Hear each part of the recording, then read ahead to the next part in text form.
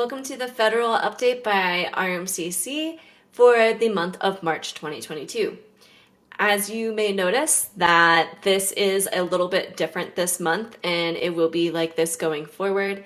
So if you are interested in a more podcast style type of compliance update, make sure to subscribe to RMCC's YouTube channel or sign up for our compliance newsletters. That way you are first to be notified when the new episodes drop each month. So let's dive into the federal region. And I'm actually going to read directly from this email because I thought that they did a really awesome job of just summarizing all of the different federal initiatives. This is Matt from the Green Paper. And so reach out to them to sign up for their newsletter because it's really great.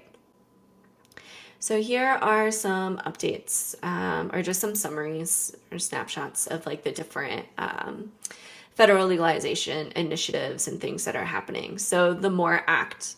The MORE Act is most notably, the MORE Act would remove cannabis from the list of Schedule I substances outlined under the Controlled Substance Act. It will replace statutory references to marijuana with cannabis. It seems small, but it's actually a really big win because I think cannabis should refer to as cannabis, not as marijuana. Also required the Bureau of Labor Statistics to publish regular data on cannabis business owners and employees. A fund would be created for those most impacted by the war on drugs. Imported cannabis products or those produced in the U.S. will have an excise tax. Cannabis production facilities and export warehouses will have an occupational tax. People with past cannabis convictions would no longer be denied federal public benefits solely for their cannabis charges, and small business administrative loans and services become available to the state legal cannabis companies. Removing cannabis as a Scheduled I drug does not necessarily legalize it at its federal level, but it does remove a huge bulk of the barriers cannabis businesses face under the current classification. Additionally, the MORE Act would make Tax Code 280E a non-issue for cannabis businesses, putting millions of dollars back into the pocket of every single year. For an example, Curaleaf would go from a reported net loss after taxes of $61.735 million to a net profit of $235,000 with a simple piece of legislation. We also have the Safe Banking Act. So the primary problem the Safe Banking Act is seeking to solve is to make it possible for U.S. banks to work with U.S. cannabis companies without the threat of being penalized by federal lawmakers. The Safe Banking Act's language has been passed by the House several times, 5 times now, but continues to fail the Senate. This bill will prevent federal regulators from penalizing banks who serve compliant state legal cannabis businesses. Most recently, safe banking was included in the National Defense Authorization Act and DAA, a bill that Congress must pass and often includes other issues lawmakers need resolved. Senate Majority Leader Chuck Schumer is painted as a primary reason why the legislation did not advance. I don't really quite know what the hell his problem is, says Rules Committee Chairman Jim McGovern, is reference to Senate Chuck Schumer not including safe banking in the final NDAA. While the Safe Banking Act is a very important piece of legislation of legalization for cannabis companies, certain policymakers perceive it's insufficient to address the core problems the war on drugs has created. As such, it remains to be seen whether this stepping stone will receive the support it needs to become law in the United States anytime soon. And then finally, the States Reform Act. So the States Reform Act would federally decriminalize cannabis, similar to the MORE Act, as well as expunging past cannabis offenses and empowering victims of the war on drugs. Veterans would be protected from being denied employment at the federal agency based solely on their cannabis consumption.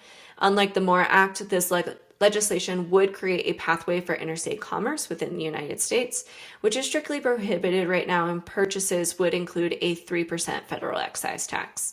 The state reform would regulate cannabis at the federal level, very similar to alcohol. However, it's important to note that states can choose to participate in interstate commerce or not.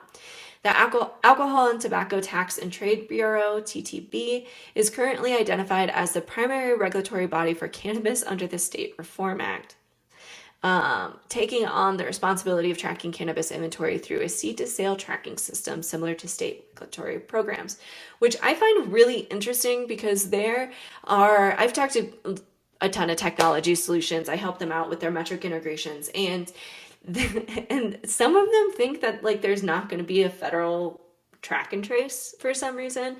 I believe that there will. They want their taxes. They want to know where the money's going to, where and when.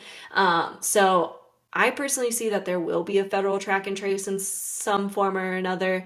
And as we saw in the other previous updates, Metric is now on its 20th state. So it is priming itself to be the market share and prepare itself for federal legalization. And right here, the States Reform Act like validates that there will be a track and trace at the federal level, I feel. So I did throw in some random tidbits during this federal update. I feel that there's some good little bits of knowledge that people need to prepare for, especially with all of this conversations about federal legalization and everything that's happening. Okay, so this member blog from NCIA.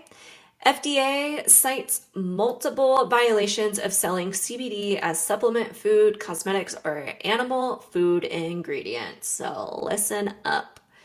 The FDA's position on the use of CBD in dietary supplements and food is steadfast. In 2021, 5 warning letters about CBD containing dietary supplements and foods went out, 3 based on website reviews and 2 based on facility inspections. All cited violations related to pain relief claims.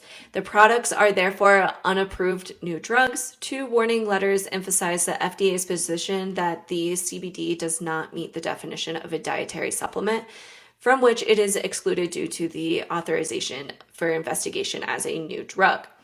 In November 2019, the FDA published 15 warning letters in a catch-all effort regarding the cannabinoid products.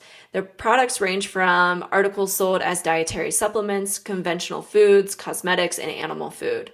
The FDA sent out the 15 warning letters to companies in a number of states, including California, Texas, Oklahoma, Colorado, Oregon, New York, Florida, North Carolina, Arizona, and Kentucky, based on the content of the websites and social media sites. This was not the first time the FDA had sent warning letters. The first 7 CBD warning letters were issued in March 2019, so tentative manufacturers could have been aware of the FDA's position, and the enforcement actions might be taken. All right, another federal update. So the U.S. Senate committee directs FDA to regulate CBD study products on the market. So from the article, under Section 741 of Division A, page 120, the U.S. Senate Committee on Appropriations has requested for the U.S. Federal Drug Administration, FDA, to allocate funds and resources towards the establishment of a regulatory framework for all cannabis derivatives, including CBD, reported hempgrower.com. The cannabis and cannabis derivative sections of the appropriations package stated that within 90 days of enactment of the act, the FDA shall issue a policy of enforcement discretion with regard to certain products containing CBD. Such enforcement discretion shall be in effect until the FDA establishes a process for stakeholders to notify the FDA of use of CBD in products that include safety studies for intended use per product and makes a determination about what such product. U.S. Republicans moved to decriminalize marijuana, regulate it like alcohol to support business. So we already went over a little bit about this, but just to recap, Republicans in the U.S. House of Representatives introduced legislation on Monday, March 7th, that would decriminalize marijuana at the federal level and eliminate legal hazards facing many cannabis-related businesses while regulating its use like alcohol. Representative Nancy Mace of South Carolina, who is spearheading the legislative effort, described the bill as a quote-unquote compromise, with less erroneous regulations than measures proposed earlier by other lawmakers, including Democrats. The legislation's path in the Democratic-controlled House was uncertain, Mace, a first-time lawmaker, said that the measure has 5 Republicans co-sponsors. And we already kind of went over this in the very first update today on what the State Reform Act all entails. Okay, and then this update I felt like was really important. I've known quite a bit of cannabis companies that are getting these class actions against them because of their website. We actually just went through all of our websites to make sure that they are ADA compliant. So as a refresher, the ADA requires all businesses to remove any obstacles that interfere with a disabled person's ability to access their products or services online. Under the ADA, quote, a business may have discriminated against handicapped individuals when they construct and maintain quote unquote architectural barriers which prevent disabled people from enjoying the business as any other person, end quote. What other cannabis companies need to know. These lawsuits have typically been brought by groups of visually impaired consumers who claim that a certain website fails to accommodate their disability. If a claim is successful, the defendant can be required to perform all sorts of mitigating actions. These include things like incurring the cost of redesigning its website or point of sale systems to comply, and pay the plaintiff's attorney's fees and costs. And in New York, plaintiffs can additionally ask for civil penalties, fines, and punitive damages, which is actually what Approved did here. All in all, these lawsuits also can become very costly very fast. So yes, jump on this as quickly as possible. Make sure that your website is ADA compliant. It's definitely a situation. There are some like programs and stuff that you can lay over top of your website to make it easier for them, but for sure take a look at this in all of your websites. Awesome. And the last federal update. So federal marijuana legalization bill may receive House floor vote next week, sources say. So a bill to federally legalize marijuana may be coming up for another House vote next week. A congressional staffer and a key advocate familiar with the discussions told Marijuana Moment on Wednesday. But they emphasize that nothing is yet set in stone despite recent calls for activists to bring the Marijuana Opportunity, Reinvestment, and Expungement MORE Act from House Judiciary Committee Chairman Gerald Nadler to the floor again this month. Rumors of a floor vote, which would be the second time that the MORE Act reached the full chamber after being approved in 2020, are now circulating weeks after congressional Democrats held a closed press session at a party retreat that included a panel that largely centered on the reform legislation. Okay, and then that is the federal updates for March 2022.